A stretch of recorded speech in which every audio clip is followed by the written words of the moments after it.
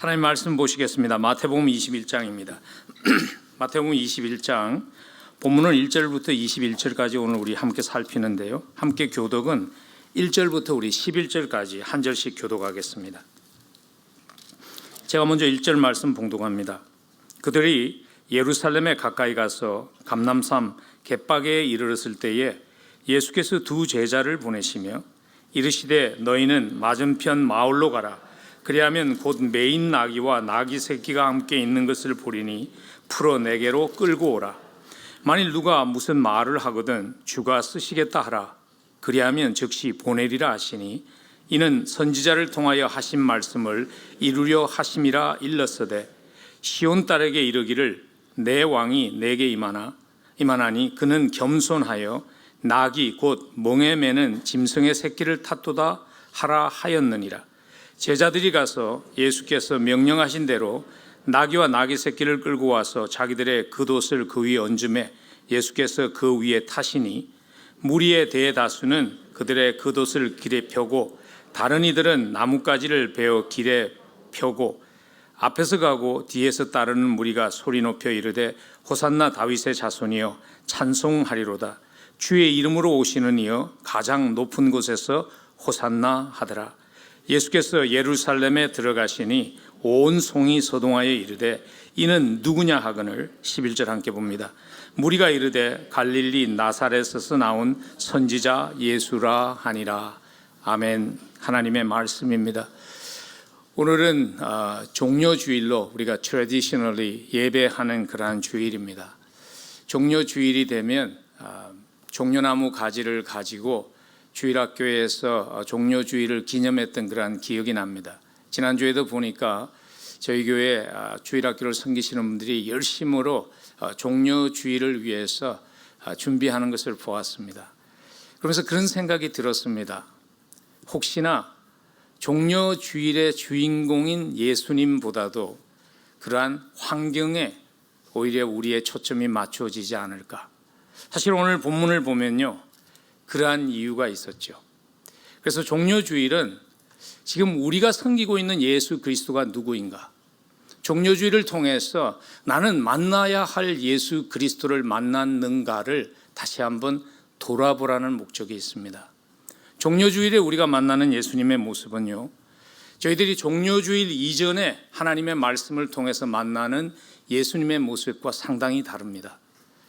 종려주일 이전에 예수님은 기적을 행하시고 눈먼 자를 눈을 뜨게 하시고 하는 그러한 기적들을 행하시면서도 자기를 드러내지 않으셨던, 누가 이 일을 했는지 알리지 말라고 얘기하셨던 예수님의 모습을 우리가 봅니다.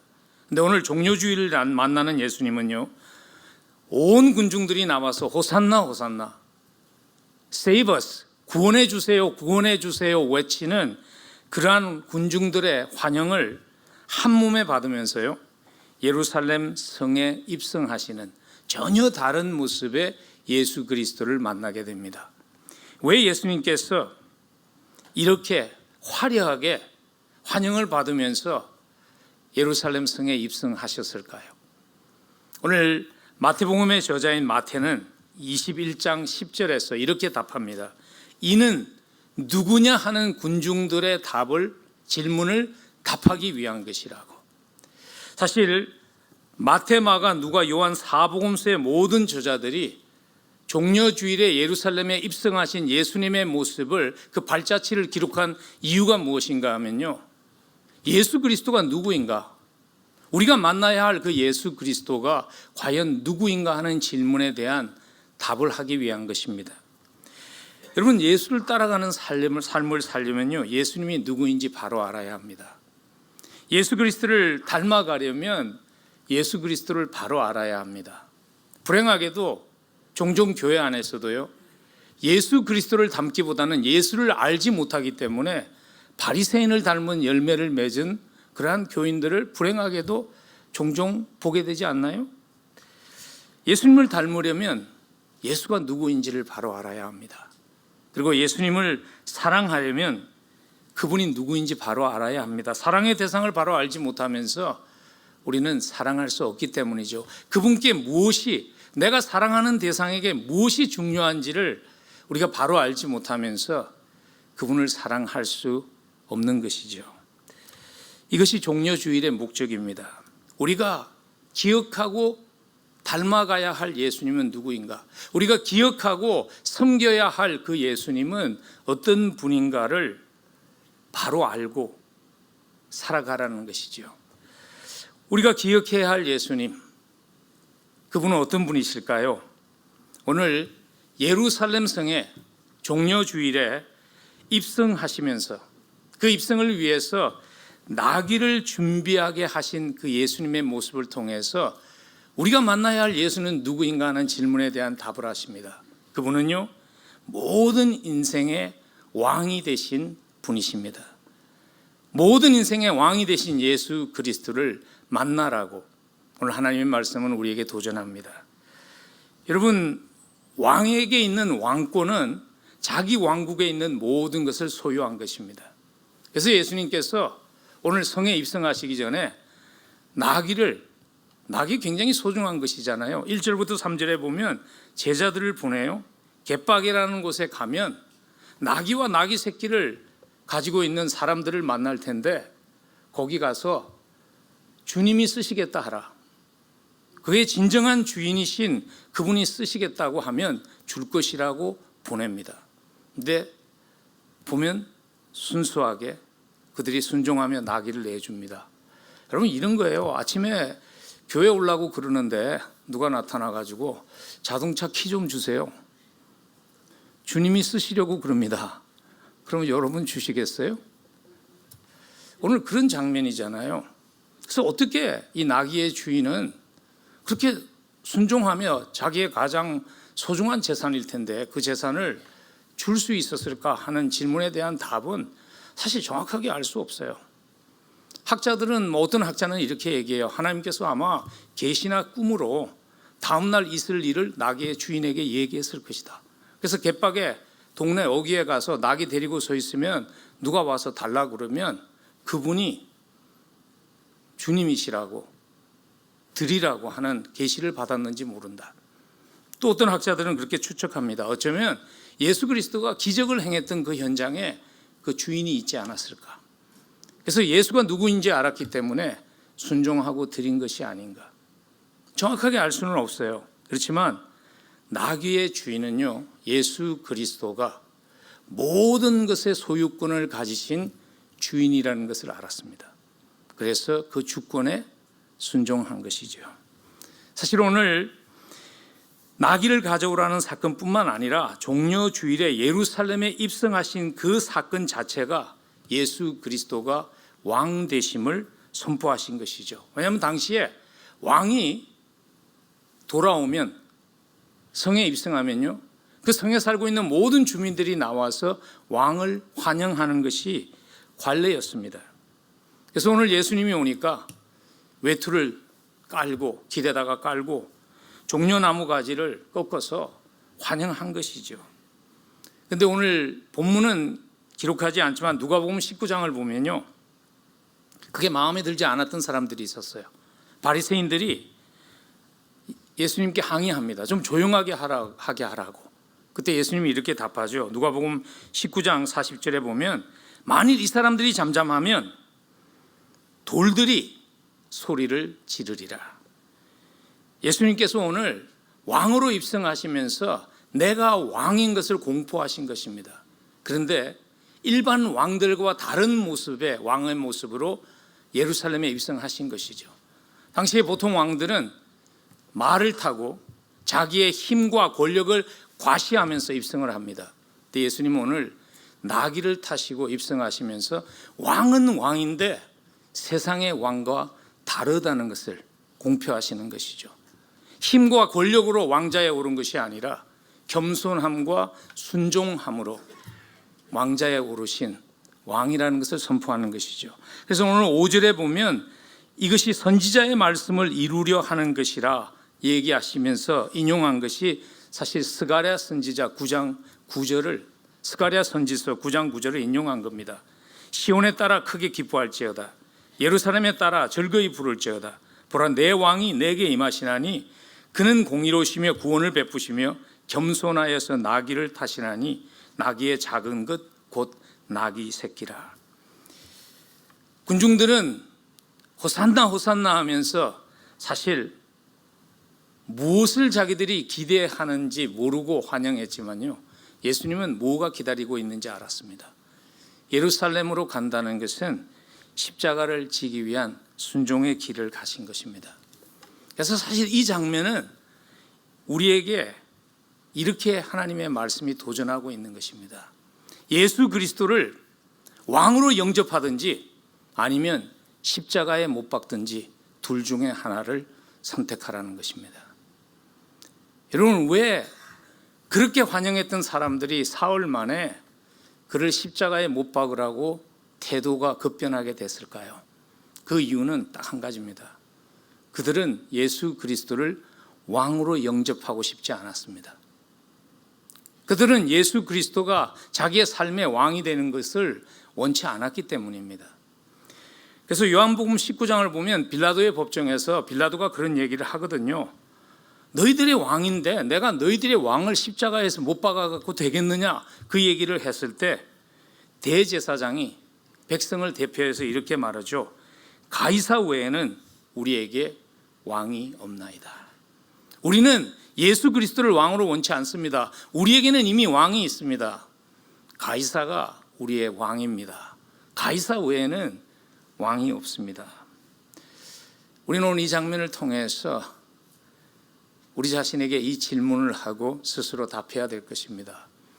예수님은 나에게 과연 누구인가? 예수님은 내 인생의 왕이신가?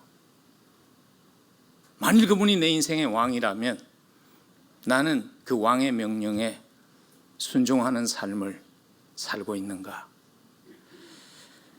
여러분의 인생의 왕이시라면 왕명은 거역할 수 없는 거잖아요.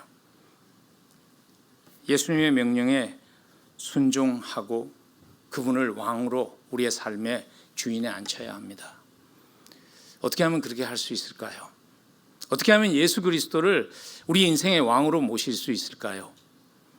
성경은 그 질문에 대한 답을 여러 가지 답으로 우리에게 하십니다. 근데 오늘 저는 여러분들에게 이 한 가지를 꼭 나누고 싶어요. 우리가 속고 있는 그 한 가지의 거짓말을 극복하지 못하면, 그것이 거짓말이라는 것을 깨닫지 못하면 우리는 예수 그리스도를 우리의 인생의 왕으로 모시지 못합니다. 그 거짓말은 이것입니다. 우리가 인생을 살면서 이 선택을 하면서 살아간다는 거짓말입니다. 하나님을 나의 왕으로 모시든지 아니면 그냥 자유인으로 살아가든지 둘 중에 하나를 선택하며 살아가는 것이 인생이라는 그 거짓말에 속아서 살아가는 사람들이 생각보다 많이 있습니다. 아담과 하와가 그 거짓말에 속은 것입니다. 여러분, 창세기에서 선악과를 따먹은 사건 아시잖아요. 뱀이 이렇게 거짓말한 거잖아요. 아니, 왜 똑똑한 사람이 하나님이 하라는 대로 살아?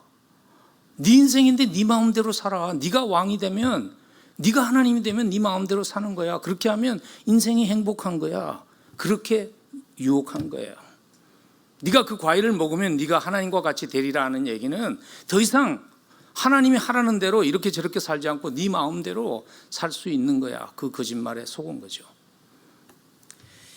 여러분, 요즘도 동일한 거짓말에 속아 넘어가는 사람들 많지 않나요? 왜 멀쩡한 사람이 하나님의 말을 들어? 네 인생이야. 네 마음대로 살아. 그래야지 행복해지는 거야 하는 거짓말. This is your life. Live your way.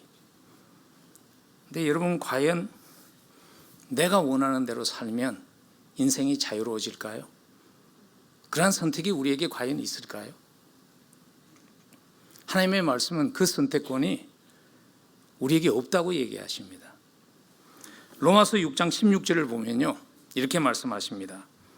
자기 자신을 종으로 내주는 누구에게 순종하든지 그 순종함을 받는 자의 종이 되는 줄을 너희가 알지 못하느냐. 우리는 두 가지 초이스밖에 없다는 겁니다.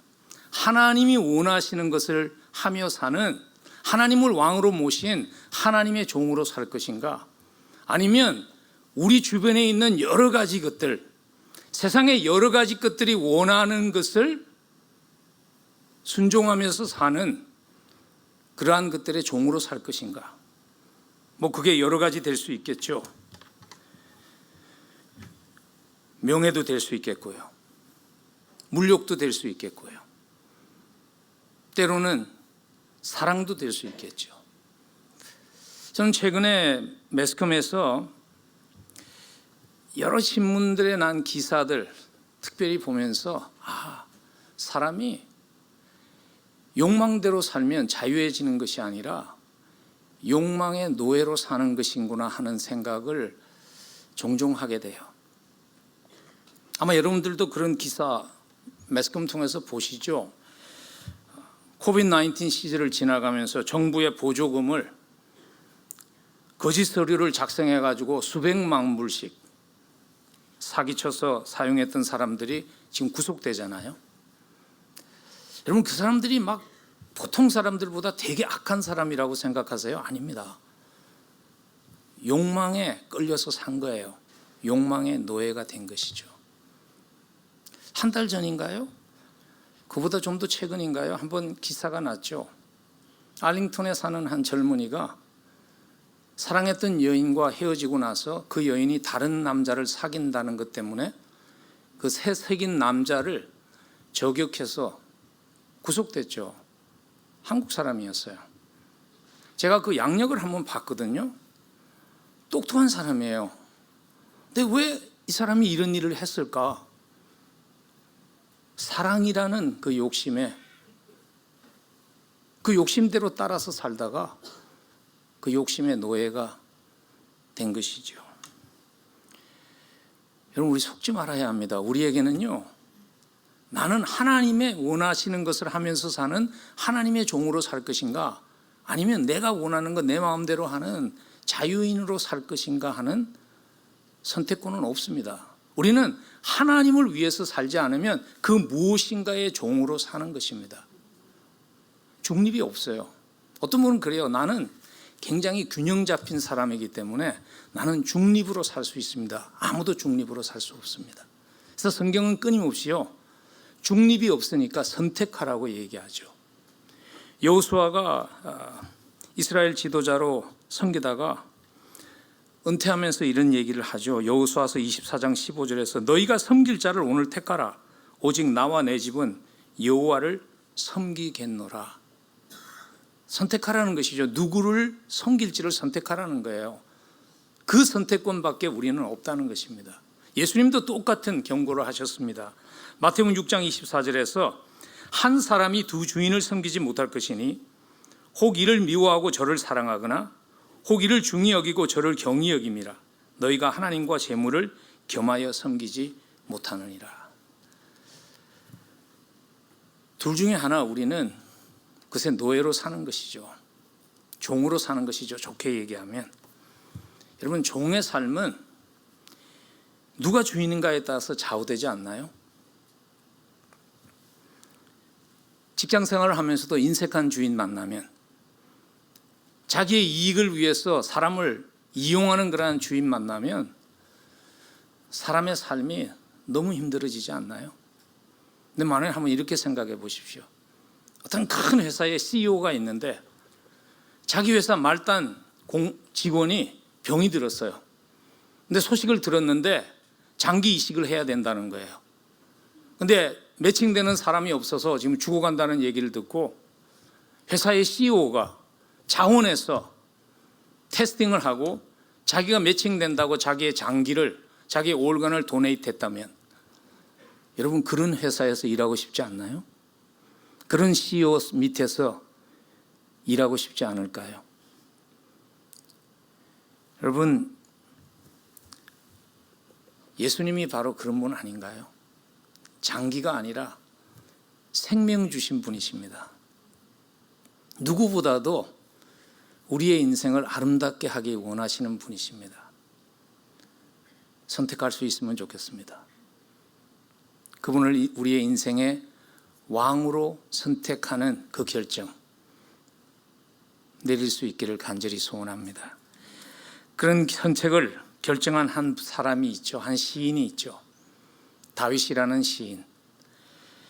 그가 인생의 마지막에 시편 23편에서 이런 고백을 합니다. 여호와는 나의 목자시니 내게 부족함이 없으리로다. 그가 나를 푸른 풀밭에 누이시며 쉴만한 물가로 인도하시는도다. 내 영혼을 소생시키시고 자기 이름을 위하여 의의 길로 인도하시는도다. 그분이 나의 주인 되게 했더니 그가 마지막에 이런 고백을 하죠. 그래서 내 인생에 잔이 넘치나이다. 내 잔이 넘치나이다. 여러분, 우린 누군가를 섬기며 살게 돼 있습니다. 누군가의 종으로 살게 돼 있습니다. 어떤 분은 보면요, 자식의 종으로 살기도 하고요. 어떤 분은 돈의 종으로 살기도 하고요. 어떤 분은 명예, 페임, 그게 종으로 사는 사람들이 있잖아요. 이왕이면 누구보다도 나를 사랑하시는 그분을 왕자에 앉힌 삶을 선택할 수 있기를.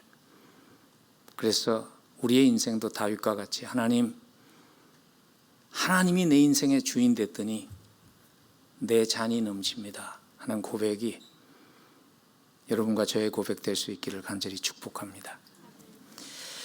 종려주일에 놓치지 말아야 하는 예수님의 두 번째 모습이 오늘 보면 성전에 들어가셔서 하신 일 속에 담겨 있습니다. 우리 한번 12절과 13절을 함께 읽으면 좋겠습니다. 함께 읽습니다. 예수께서 성전에 들어가사 성전 안에서 매매하는 모든 사람들을 내쫓으시며 돈 바꾸는 사람들의 상과 비둘기 파는 사람들의 의자를 둘러엎으시고 그들에게 이르시되 기록된 바 내 집은 기도하는 집이라 일컬음을 받으리라 하였거늘 너희는 강도의 소굴을 만드는도다 하시니라. 그러면서 예수님께서 상을 다 둘러엎으셨잖아요. 우리가 기억하는 예수님의 모습과는 너무 다르지 않나요?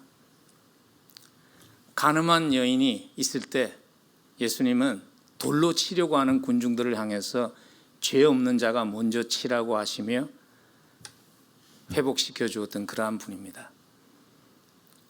굉장히 따뜻하고 온순한 분이십니다. 근데 오늘 그 예수님이 성전에 들어가셔서요, 이게 보통 물건도 아니에요. 그냥 이게 상거래가 아니라 사실은 하나님께 예배 드리기 위해서 필요한 것들을 파는 그러한 장소였어요. 환전하는 것도 뭐 달러를 한국 돈으로 바꾸고 그게 아니라 성전세를 그 당시에 내려면 일반 화폐를 낼 수가 없어서 그 화폐를 바꿔야 되는 거예요. 예배 드리기 위해서. 짐승을 사는 것도 먼 길을 여행 오면서 하나님 앞에 건강하고 온전한 짐승을 희생제물로 드릴 수가 없으니까 성전에 와서 온전한 제물을 사서 하나님께 예배 드리기 위해서 사는 장소예요. 근데 예수님께서 그걸 다 둘러엎으신 거예요. 그러면서 예수님은 우리가 만나야 할 예수님이 이런 분이라고 얘기하십니다. 어떤 분인가 하면요, 하나님께 가는 길을 만민에게 열어준 구원자 되시는 분이라는 것을 우리에게 선포하는 것입니다. 예수님 지금 이렇게 얘기하시는 것입니다. 이제 더 이상 그러한 성전의 희생 제물이 필요 없다는 것입니다. 왜냐하면 내가 그 희생 제물이 될 것이기 때문에 완전히 구약의 모든 제사 제도를 폐지시키시고 선포하는 것입니다. 예수 그리스도가 누구인가 하면 하나님께 가는 길을 만민에게 열어준 구원자 되신다는 것을 선포한 것이죠. 오늘 이 일이 그래서 이방인의 뜰에서 이루어진 것은 결코 우연이 아닙니다. 물론 이방인의 뜰에서 그들이 돈을 바꾸고 희생 제물을 팔았기 때문에 예수님이 그 일을 하셨지만요, 물론 예수님이 그 일을 하실 때 그렇게 하면서 남은 이윤들을 당시의 종교 지도자들이 챙겼기 때문에 예수님이 분노해서 그 일을 하셨죠. 그렇지만 예수님이 이방인의 뜰에서 하신 이유는 그보다 더 깊은 이유가 있어요. 왜냐하면 그곳이 이방인들의 기도하는 곳이었어요. 하나님께 나올 수 있는 유일한 그들의 희망이었어요. 그리고 또 한 가지 이 일이 당시에 이스라엘 사람들로 하여금 굉장히 당황하게 했던 이유 중에 하나가 뭐냐면요, 그들이 기대했던 메시아의 모습이 아니었기 때문이에요. 오늘 성전에 오셔가지고 예수님께서 13절에서 성전을 청소하시잖아요. 근데 이것은 이미 오래전에 예수님 오시기 700여 년 전에 이사야 선지자를 통해서 메시아가 오시면 하실 일 가운데 하나가 뭐냐면 성전을 청소하는 거예요. 근데 유대인들의 기대는 뭐였는가 하면, 그 청소가 어떤 청소인가 하면 메시아가 오시면 이방의 성전에 가서 이방 우상들을 청소하실 것으로 예상을 했어요. 근데 오늘 예수님은 유대인의 성전에 와서 유대인의 성전을 청소하시면서, 유대인들은 예수님이 메시아로 오시면 이방인들을 전부 다 예수님께서 저지하시고 징계하실 줄 알았는데, 오히려 이방인의 편에서 이방인을 위해서 그 일을 하시는 모습이 그들로 하여금 당황하게 한 것이죠. 왜냐하면 예수님이 그 일을 하신 이유가, 그 속에는 그냥 종교 지도자들을 책망하기 위한 이유보다 더 깊은 이유가 있었어요. 이미 말씀드린 대로 희생제사 시스템이 이제 끝났다는 것. 상을 뒤집은 것은 그것에 대한 상징적인 예수님의 표현이었어요. 이제부터 그건 필요 없다는 거예요. 왜냐하면 내가 그 희생물이 될 것이기 때문에.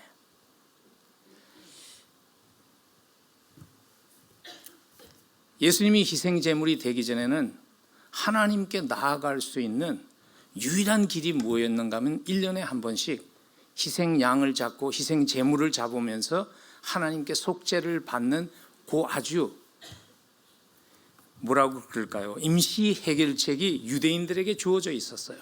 근데 그 해결책의 문제는 무엇인가 하면 이방인들은 하나님께 나갈 수 있는 길이 없다는 거예요.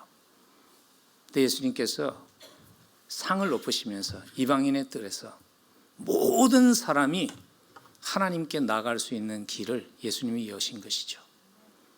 왜냐하면 예수님이 희생되시기 전에 아담과 하와의 죄 때문에 인간이 하나님에게 돌아가고 싶어도요, 그냥 하나님 옛날에 있었던 일 없었던 거로 하고 돌아가면 안 될까요? 그렇게 할 수 없었어요.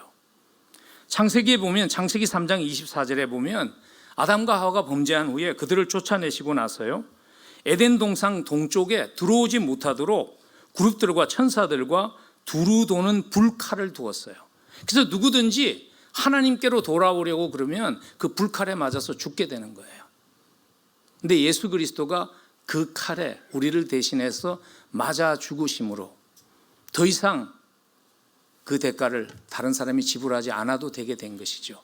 그래서 한 학자는 예수 그리스도의 십자가의 사건을 이렇게 해석합니다. 예수 그리스도가 불칼 아래 지나감으로 희생되었을 때에 불칼이 예수님의 몸을 파괴했을 뿐만 아니라 칼 스스로도 파괴되어서 누구나 불칼에 맞지 않고 하나님께 나아갈 수 있는 길이 열리게 되었다고 신학자는 해석을 합니다. 그래서 예수님께서 십자가에서 그렇게 마지막 하신 말씀이 테텔레스타인 거예요. 다 이루었다. 무슨 얘기인가 하면 다 지불했다는 거예요. 테텔레스타인은 신학적인 용어가 아닙니다. 테텔레스타인은요, 당시에 상거래를 할 때 사용되었던 단어예요. 어떤 물품을 사면서 값을 다 내면 주인이 테텔레스타이, 당신이 다 지불했습니다, 이거 이제 당신 것입니다 할 때 사용한 단어예요. 예수님이 다 지불하신 거예요. 그래서 우리가 하나님의 것이 되게 한 것이에요. 놀라운 은혜잖아요. 근데 더 놀라운 사실이 있어요. 요즘 많은 사람들이요, 하나님이 왜 내가 시키지도 않은 일을 해? 하는 사람들이 있다는 겁니다. 한국에서 그런 일이 있었대요. 실제로 지하철 정거장에서 어떤 분이 전도를 하는데요, 예수 믿으시라고 전도를 했더니 돌아온 답이 뭐냐면, 아니 아직도 예수를 믿으십니까? 답이래요. 그러니까 우리에게 지금 예수가 필요합니까? 하는 질문인 거죠. 미국의 굉장히 유명한 사회정치 평론가입니다. 빌 메이어라는 사람이 이렇게 아주 대놓고 얘기를 했어요. 이해할 수 없다. 누군가 다른 사람이 내 죄를 씻어준다는 생각은 우스꽝스럽게 짝이 없다. 나는 나를 깨끗하게 해줄 누군가가 필요하지 않다. 내가 내 자신을 깨끗하게 할 수 있기 때문이다. 현대인들은 자기 자신을 굉장히 과대평가하는 그런 경향이 있습니다. 내가 잘 살고 있다는 생각. 그래서 그런 말이 있잖아요. 예수를 멀리할 수 있는 가장 좋은 방법은 선하게 사는 것이라고. 그 교회 나가는 내 친구보다 내가 더 잘 살아. 그 말 속에는 나에게 과연 예수가 필요한가? 필요치 않다는 말이 담겨 있는 것이죠. 그런 사람들이 우리 주위에, 그런 영향력이 우리도 모르는 사이에 우리 속에 많이 들어와 있어요. 특별히 우리가 살고 있는 이 시대는 자본주의입니다. 그래서 돈이면 다 된다는 생각 때문에 예수가 필요 없다는 생각으로 살아가는 사람들 많이 있습니다. 여러분 아마 이분 다 기억하시죠? 워런 버핏이라는 분. 워런 버핏이요, 450억 달러에 이르는 자기의 재산의 85%를 자선단체에게 기부했던 사건 아마 다 기억할 겁니다. 그 일을 하고 나서 그가 이런 얘기를 했습니다. 천국에 이르는 길은 한 가지 이상이다. 내가 한 이 일도 그 다른 좋은 길 중에 하나다. 워런 버핏 정도 기부해야지 간다면 갈 사람 별로 없죠. 예. 그래서 여러분 주일학교를 잘 나와야 합니다. 좋은 주일학교를 나와야 합니다. 주일학교 때 배웠잖아요. 돈으로도 못 가요, 하나님 나라. 예. 여러분 어떻게 생각하세요? 예수 그리스도가 과연 지금도 필요할까요? 예전에 못 살 때, 어려울 때, 복음이 들어왔을 때는요, 예수 믿으면 다 건강해지고, 예수 믿으면 다 경제적으로 부유해지고, 그 이유 때문에 많은 사람들이 예수를 믿다가 요새는 예수를 전하면 아직도 예수를 믿으십니까? 과연 예수가 오늘도 필요합니까? 하는 질문을 던지는 시대에 우리가 살아가지 않나요? 여러분 예수 그리스도가 여전히 우리에게 필요합니다. 왜냐하면 예수 그리스도 외에는 하나님께 나아갈 수 있는 길이 없기 때문입니다. 우리 한번 요한복음 14장 6절 함께 읽으면 좋겠습니다. 함께 읽습니다. 예수께서 이르시되 내가 곧 길이요 진리요 생명이니 나로 말미암지 않고는 아버지께로 올 자가 없느니라. 여러분 속지 마십시오. 그 어떤 것으로도 우리의 죄값을 대신하실 수 있는 길은 없습니다. 그러나 또 한 가지 아직도 예수가 필요한 이유가 있습니다. 왜냐하면 죽어서 천국 들어가는 그 일뿐만 아니라 지금이라는 시간을 우리가 당당하게 살아갈 수 있게 하기 때문입니다. 왜냐하면 예수 그리스도가 내 삶에 오시면 나의 가치가 변하기 때문입니다. 여러분 100불 주고 사면 100불짜리잖아요. 운동선수가 600만 불 연봉 받으면 600만 불짜리잖아요. 그러면 우리는 얼마짜리일까요? 우리는요, 예수님 몸값짜리입니다. 예수 그리스도의 생명은 어떤 물질로도 환산될 수 없습니다. 그래서 성경은 우리를 천하보다도 귀하다고 우리의 가치를 평가하는 것입니다. 그래서 예수 그리스도를 만났던 사도 바울이 이렇게 고백한 거 아닙니까? 고린도후서 4장 7절에서 우리가 이 보배를 질그릇에 가졌다. 우린 다 질그릇입니다. 제가 이렇게 보면요, 여기 젊은 질그릇들이 있거든요. 조금 더 윤기가 나고, 좀 나이 든 질그릇들이 계세요. 좀 까칠하시고. 근데 여러분 아무리 비싼 돈으로 비싼 옷을 사 입고 포장을 해도 질그릇 자체가 변하는 거 아니잖아요. 아침에 일어나서 침대에서 나와서 거울 앞에 서면 우리의 실체가 그대로 보이지 않나요? 민 얼굴 그대로. 근데 감사한 것은 이것입니다. 질그릇의 가치는 질그릇의 상태에 따라서 결정되지 않는다는 것입니다. 질그릇의 가치는요, 질그릇에 담긴 내용물로 결정된다는 것입니다. 예수 그리스도가 우리 속에 담겼기 때문에 우리가 다 질그릇이지만 그것이 우리의 가치가 된 것이죠. 만일 가치가 나라는 질그릇에 있다면, 내 가치가 만일 나의 직업에 있다면, 내 가치가 만일 내 학위에 있다면, 내 가치가 만일 내 건강에 있다면, 여러분 그거 잃어버리면 나는 아무런 가치 없는 인생 되는 거예요. 은퇴하고 나면 아무런 가치 없는 인생 되는 거예요. 그러나 감사하게도 우리의 가치는 질그릇에 딸린 것이 아니라 질그릇의 내용물 때문에 결정되는 것이라는 것입니다. 예수 그리스도가 우리 속에 계시기 때문에, 그것이 나의 가치이기 때문에 더 이상 내 가치를 증명하기 위해서 무거운 짐을 지지 않고 살아도 되는 그 은혜가 예수 믿는 은혜입니다. 여러분들 가운데 혹시 근데 왜 나는 그게 느껴지지 않죠? 하는 분들이 계실 수 있죠. 기억하십시오. It is not done yet. 아직 그 프로젝트가 끝나지 않아서 그렇습니다. 빌립보서 1장 6절에서 이렇게 약속하십니다. 너희 안에서 착한 일을 시작하신 이가 그리스도 예수의 날까지 이루실 줄을 우리가 확신하노라. 우리의 인생이 예수 그리스도가 우리의 삶 속에 있기 때문에 시간이 가면서 새로운 일을 시작하신 예수 그리스도가 우리를 더 아름다운 모습으로 바꾸어가는 인생 되기를 간절히 축복합니다. 그래서 우리 주변 세상이 우리를 바라보면서 이 인생을 바꾸어 놓으신 그 하나님, 이분의 마음속에 자리 잡고 있는 그 예수님은 과연 어떤 분인가를 알고 싶어하는 그 영적인 갈증이 우리 주변 사람들로 하여금 느껴지게 하는 그러한 질그릇 될 수 있기를 주의 이름으로 간절히 축복합니다.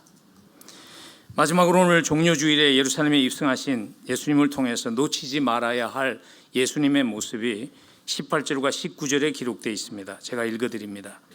이른 아침에 성으로 들어오실 때에 시장하신지라 길가에서 한 무화과 나무를 보시고 그리로 가사 잎사귀 밖에 아무것도 찾지 못하시고 나무에게 이르시되 이제부터 영원토록 내가 열매를 맺지 못하리라 하시니 무화과 나무가 곧 마른지라. 오늘 굉장히 많은 의문을 자아내는 그러한 장면이잖아요. 이 장면이 우리에게 예수는 이런 분입니다, 기억하십시오 라고 주시는 메시지는 이것입니다. 우리의 삶의 열매를 최종 평가하실 심판주 되시는 분이십니다. 예수 그리스도는 단지 사랑하셔서 십자가에서 생명을 내주신 그런 거기뿐만 아니라 그 예수 그리스도가 우리의 인생을 평가하실 심판주가 되신다는 것을 기억하라는 것이죠. 그래서 오늘 예수님께서 열매 없는 무화과 나무를 심판하신 것입니다. 좀 얼핏 보기에는 예수님 좀 너무한 것 같이 보이잖아요. 왜냐하면 좀 이따 보면 이제 제자들과 대화를 통해서 보면 이때가 무화과 나무가 열매 맺을 때가 아니었어요. 근데 어떻게 예수님께서 열매 맺을 시기도 아는데 열매 맺지 못했다고 무화과 나무를 예수님께서 그렇게 저주하시고 심판하셨을까? 그 이유는 왜냐하면 중동의 무화과 나무는요 2종류의 열매가 맺힌다 그래요. 물론 열매 시기가 됐을 때 무화과가 열리죠. 근데 봄철에 잎이 무성해졌을 때 열매가 맺히기 전 시절에 무화과 나무에 조금은 혹과 같은 열매가 맺힌대요. 그래서 지나가는 나그네들이 그걸 따먹으면서 허기를 면할 수 있는 그러한 요긴한 음식거리가 되는 그러한 열매가 맺힌다는 겁니다. 근데 잎사귀가 무성하지만 그 작은 혹이 없는 무화과 나무는 병든 나무이기 때문에 열매 맺는 시기가 와도 무화과 열매를 맺지 못한다는 것입니다. 예수님이 그걸 아시고 오늘 실물 예화로 쓰신 것이죠. 여러 가지 종교적인 행위에 잎사귀는 무성하지만 아무런 열매가 없는 이스라엘을 향해서 예수님께서 이것이 하나님 앞에 설 때에 당신의 인생에 대한 평가가 될 수 있다는 경고를 하신 것이죠. 오늘 18절에 보시면요, 의도적으로 이 일이 어디에서 일어났는가를 자세하게 이렇게 기록합니다. 이른 아침에 성으로 들어오실 때에 이 일이 있었다고 구태여 밝히면서 하시는 이유가 무엇인가 하면요, 지금 예수님이 종교 행위가 무성한 곳을 향해서 가고 있다는 것을 하이라이트 하시는 것이죠. 종교 행위가 무성하다고 꼭 열매가 있는 것은 아니라는 것을 기억하라고 우리에게 말씀하시는 것입니다. 여러분, 주일날 요즘 어떻게 보면 코비드 이후에 주일날 예배 오는 거 이것만 해도 거의 순교자 수준 아닙니까? 특별히 이번 주 같이 스프링 브레이크 때 어디 안 가고 교회 나오는 거 거의 순교자 수준인데, 주일 예배 나오고 기도하고 하나님 보기에 너무 귀한 것이죠. 근데 우리가 조심해야 되는 것은 이것입니다. 내 삶에 예배가 있고 기도가 있기 때문에 열매가 잘 맺히고 있다고 너무 쉽게 속단하면 안 된다는 겁니다. 우리 삶을 돌아보는 것이 필요하다는 거예요. 실제로 그런 일이 있었는지 모르겠어요. 근데 한국 목사님들이 자주 이 얘기를 하세요. 어떤 목사님이 예배를 설교를 하기 위해서 강단에 올라갔는데 사모님이 이불 보따리를 들고 강단에 올라온 거예요. 그러면서 하시는 얘기가, 나는 강단에서 설교하는 당신과 살고 싶습니다. 무슨 얘기인가 하면 설교할 때하고 집에 왔을 때 너무 다르다는 거죠. 그래서 난 참 감사한 게, 미국에서 목회하는 게 이 침대는 무거워서 못 들고 오거든요. 여러분, 이게 우리 목회자들만의 말은 아니겠죠, 그죠? 여러분, 하나님의 자녀로 산다는 것은 작은 예수로 사는 것입니다. 근데 그리스도를 닮은 열매가 내 삶 속에 있는가? 내 가정에서, 내 직장에서, 내 주변 세상에서 사람들과 어울릴 때 그들은 나를 통해서 예수 그리스도의 모습이 열매 맺는 것을 과연 그들은 볼 수 있는가 하는 질문을 하면서 살면 좋겠어요. 그래서 우리가 이 질문이 굉장히 중요한 것 같아요. 어떻게 하나님의 자녀에 합당한 열매가 있는 삶을 살 수 있을까 하는 질문. 여러분, 그 질문에 대한 답을 가지고 사시나요? 저는 가장 좋은 방법 중에 하나가 이것이라고 생각해요. 하나님이 과연 나를 어떻게 생각하실까 하는 질문을 자주 하면서 사는 겁니다. 우린 사람이기 때문에 사람이 나를 어떻게 생각할까 하는 질문을 떨쳐버리고 살 수 없어요. 그렇지만 그 가운데서도 우리가 정말 물어야 할 질문을 놓치지 말아야 합니다. 하나님 나를 어떻게 생각하실까? 하나님은 날 바라보시며 미소 지으실까? 아니면 안타까워하실까? 하나님의 시선을 마음에 두고 살아가는 개인적인 장치가 없으면 우리는 하나님 생각 없이 살아가게 됩니다. 그런 장치가 있으신지요? 굉장히 유명한 분이죠. 요한 스바스찬 바흐라는, 여러분 뭐 결혼식 할 때 이 연주 다 했죠. 지선상의 아리아 원곡자죠. 그분은 수많은 작품을 썼는데요, 작품이 완성될 때마다 끝에 이렇게 SDG 이렇게 쓰고 자기 이름을 서명했다 그래요. Soli Deo Gloria, 오직 하나님께 영광을. 그걸 서명한 후에 자기의 이름을 쓴 거예요. 그게 뭐냐면 바흐에게 있어서 그게 자기의 개인적인 장치인 거죠. 하나님을 인식하는, 하나님의 시선을 인식하는 그러한 한 개인적인 장치로 그는 그것을 자기의 삶 속에 가지고 있었던 것이죠. 여러분, 우리가 이 땅을 살아가는 것 그냥 우연히 던져져서 살아가는 것 아닙니다. 하나님이 여러분들을 택하시고 그 자리에 세운 거예요. 그래서 영어의 직업을 의미하는 단어 중에 하나가 vocation이라는 게 있잖아요. 불러서 그 자리에 세웠다는 거예요. 그 장소가 여러분의 가정일 수도 있고요, 자녀를 키우는 현장일 수도 있고, 여러분들의 직장일 수도 있고, 학교일 수도 있고, 저 같은 경우는 교회일 수도 있지만 불러주신 분은 동일하다는 겁니다. 무엇을 하는가가 중요한 것이 아니라 불러주신 분을 위해서 하는 것이 중요한 것이죠. 여러분, 하나님이 우리를 바라보시며 미소 지을 수 있는 인생이 되면 얼마나 좋을까요?